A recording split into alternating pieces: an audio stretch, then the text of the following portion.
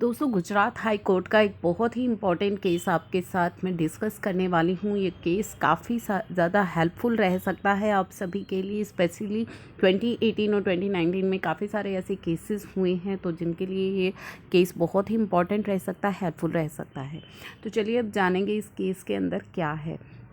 दोस्तों, आप सभी को पता है कि जीएसटी के अंदर जो अपील है वो फाइल करने का एक टाइम पीरियड प्रिस्क्राइब किया गया है। आपके पास काफ़ी बार जीएसटी कैंसिलेशन हो जाती है, आपका रजिस्ट्रेशन कैंसिल हो जाता है और आपको काफ़ी समय बाद पता लगता है कि आपका रजिस्ट्रेशन कैंसिल हो गया है। और जब आप अपील फाइल करने जाते हैं तो वो अपील आपकी टाइम बार्ड होने के बेसिस पर रिजेक्ट हो जाती है, क्योंकि एक टाइम लिमिट प्रिस्क्राइब किया गया है कि ऑर्डर जब आपको इशू किया जाता है उसके 3 महीने में आपको अपील फाइल करनी होती है। अगर आप 3 महीने में नहीं कर पाते तो 30 डेज़ का और एक्सटेंशन आपको वहाँ पे दिया गया है। अगर आप इस समय में अपनी अपील फाइल नहीं कर पाते हैं तो आपकी अपील को रिजेक्ट कर दिया जाता है टाइम बार्ड होने के बेसिस पर। अब ये बहुत ही इंपॉर्टेंट जजमेंट है जो मैं आपके सामने यहाँ पे बताने वाली हूँ। दोस्तों, इस केस में बेसिकली हुआ क्या था, जो हमारा पिटिशनर है उसने रिफ़ंड एप्लीकेशन जो है फ़ाइल की थी, और उस रिफ़ंड एप्लीकेशन के अंदर उसका कुछ प्रोपोर्शनेट रिफ़ंड तो जो है एक्सेप्ट कर लिया गया था, और कुछ प्रोपोर्शनेट रिफ़ंड जो है उसका इनएडमिसिबल किया गया था because of the non submission of endorsed invoices. तो non submission of endorsed invoices के बेसिस पर कुछ प्रोपोर्शनेट रिफंड उसको अलाउ नहीं किया गया था। हालांकि हुआ क्या था कि बाद में पिटिशनर को वो एंडोस्ड कॉपी रिसीव हो गई, और जब उसने अप्रोच किया एडजुडिकेटिंग अथॉरिटीज़ को, तो वहाँ पे authorities did not take the document into consideration. उन्होंने उन डॉक्यूमेंट्स को कंसिडर नहीं किया on the ground refund order already signed and no amendment can be made in the same. Refund order sign हो गया है, उसमें अमेंडमेंट नहीं हो सकती। तो पिटिशनर ने काफ़ी ज़्यादा अप्रोच किया। Petitioner thereafter approach the authority for uploading the order on, कि आप ऑर्डर को जीएसटी पोर्टल पर अपलोड कर दीजिए। However authority was unable to do so due to some technical issues की वजह से अथॉरिटीज़ नहीं कर पाई।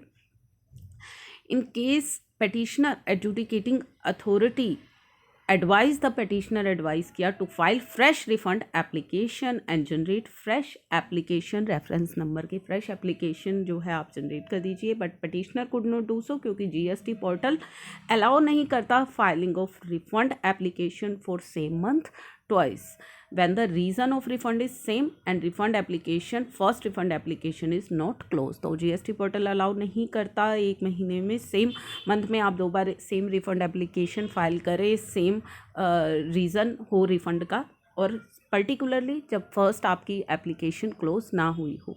तो ये सारी समस्या थी। तो ऐसे केस में फाइनली जो हमारा पिटिशनर है उसने अपना जीएसटी सेवा केंद्र अहमदाबाद में भी अपनी एक रिप्रेजेंटेशन रखी। जीएसटी सेवा केंद्र दिल्ली में भी, न्यू दिल्ली में भी अप्रोच किया फॉर द सेम इशू। काफ़ी सारे उसने लेटर्स भी लिखे, रिप्रेजेंटेशंस भी भेजी, बट कुछ ना होने के बाद उसने फाइनली अपील फाइल की। और जब उसने अपील फाइल की तो दोस्तों वो अपील उसकी रिजेक्ट कर दी गई ऑन द सेम बेसिस जो मैंने स्टार्टिंग में आपको बताया था कि एक टाइम लिमिट प्रिस्क्राइब किया गया है, जिस पर कि उसकी अपील को रिजेक्ट कर दिया गया कि ये टाइम बार्ड हो गई है, तो इस वजह से अपील को रिजेक्ट कर दिया गया। तो फाइनली पिटिशनर ने अप्रोच किया गुजरात हाई कोर्ट के अंदर, और गुजरात हाई कोर्ट ने जो इम्पोर्टेंट जजमेंट सुनाई वो आपको यहाँ पे समझना बहुत ज़्यादा ज़रूरी है। इसमें गुजरात हाई कोर्ट का जो फैसला आया, गुजरात हाई कोर्ट ने बताया on the perusal of above provision, तो जो टाइम बार्ड हो गई थी उसकी बेसिस पर उसकी रिजेक्ट हो गई थी, तो वहाँ पे उसने बताया कि it is apparent that appeal is required to be filed in electronic mode only, क्योंकि जो अपील फाइल की गई थी वो मैनुअली फाइल की गई थी।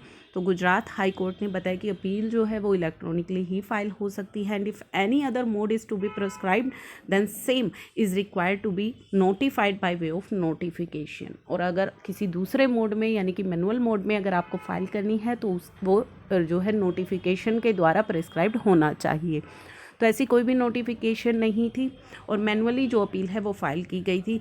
There is nothing on record to show that notification has been issued for manual filing of appeal. तो ऐसा कुछ भी नहीं था कि कोई नोटिफिकेशन इशू की गई है कि आप अपील को मैनुअली भी फाइल कर सकते हैं। इन such circumstances though physical copy of the order was handed over to the petitioner, the time period to file appeal would be start only when the order is uploaded on the GST portal। तो आपने उस manual appeal को जो reject किया है, time barred होने की वजह से आपने जो रिजेक्ट किया है, उस पर गुजरात हाई कोर्ट ने कहा कि the physical copy was handed over to petitioner की पटिशनर को फिज़िकल कॉपी जो है हैंड ओवर की गई। द टाइम पीरियड जो होगा अपील फाइल करने का वो कब से स्टार्ट होगा? When the order is uploaded on the GST portal. जब आप जीएसटी पोर्टल पर ऑर्डर अपलोड करोगे तो टाइम कब से देखा जाएगा? जब जीएसटी पोर्टल पर ऑर्डर अपलोड होगा।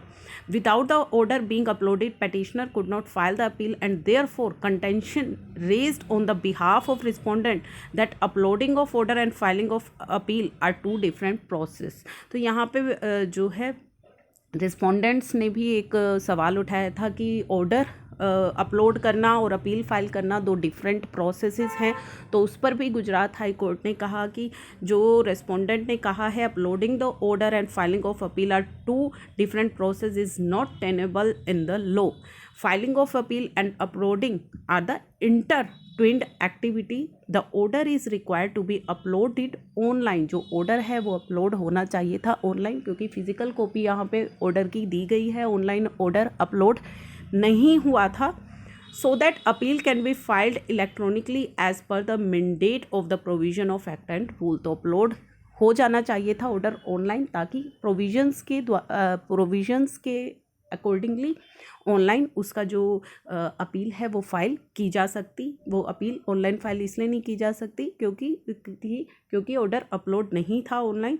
देयर इज़ नो प्रोविजन और procedure to file appeal manually. ऐसा कोई भी प्रोसीजर नहीं है लॉ के अंदर। In such circumstances there was no failure on the part of petitioner to file appeal within the prescribed period of limitation, as the period of limitation did not start till the order passed by the adjudicating authorities were uploaded on the GST portal। तो petitioner की तरफ से किसी तरह का कोई भी failure यहाँ पे नहीं है, क्योंकि पीरियड ऑफ लिमिटेशन स्टार्ट नहीं हुआ था टिल आप उसको जीएसटी पोर्टल पर अपलोड नहीं करोगे। तो पीरियड ऑफ लिमिटेशन कब से स्टार्ट होगा? जब आपका ऑर्डर जीएसटी पोर्टल पर अपलोड हो जाएगा। Merely because petitioner filed the appeal manually after exhausting all the efforts to ensure filing of appeal in proper manner, the impugned order rejecting such appeal on the ground of limitation is not sustainable, as petitioner can not penalise for lack of clarity of provision when the new law is enacted। तो यहाँ पे clearly Gujarat high court ने इन चीज़ों को observe किया और ये जो जजमेंट है वो petitioner के फेवर में सुनाई गई कि यहाँ पे it also emerges petitioner taken all the step for proper filing of appeal immediately after the issuance of order passed by adjudicating order authority till the filing of appeal। Therefore appellate authority was not justified in rejecting the appeal on the ground of limitation and thereby depriving the petitioner to submit his case on merits। तो यहाँ पे basically high court ने clear किया कि आपकी जो appeal का time limit है वो स्टार्ट होगा जब आपका ऑर्डर जीएसटी पोर्टल पर अपलोड होगा, ना कि आपको जब फिजिकल कॉपी ऑर्डर की पास होगी। तो इस बेसिस पर जो आपने टाइम बार्ड किया था इस अपील को वो सही नहीं है। तो जो पीरियड ऑफ लिमिटेशन है वो कब से देखा जाएगा? कि आप जब उसको कॉपी को ऑनलाइन अपलोड करोगे। तो ये चीज़ें थी जो हाई कोर्ट ने ऑब्जर्व की और इस मैटर को क्वैश कर दिया and set aside by condoning the delay in filing of appeal manual. तो काफ़ी सारे केसेस हैं जो ऐसे हुए हैं जिनमें केसेस रिजेक्ट कर दिए गए हैं टाइम बार्ड होने की वजह से, जबकि ऑनलाइन अपलोड नहीं हुए थे फिर भी रिजेक्ट कर दिए गए हैं टाइम बार्ड होने की वजह से। तो ऐसे केसेस में ये काफ़ी हेल्पफुल रह सकती है आपके लिए judgment. Thank you for watching.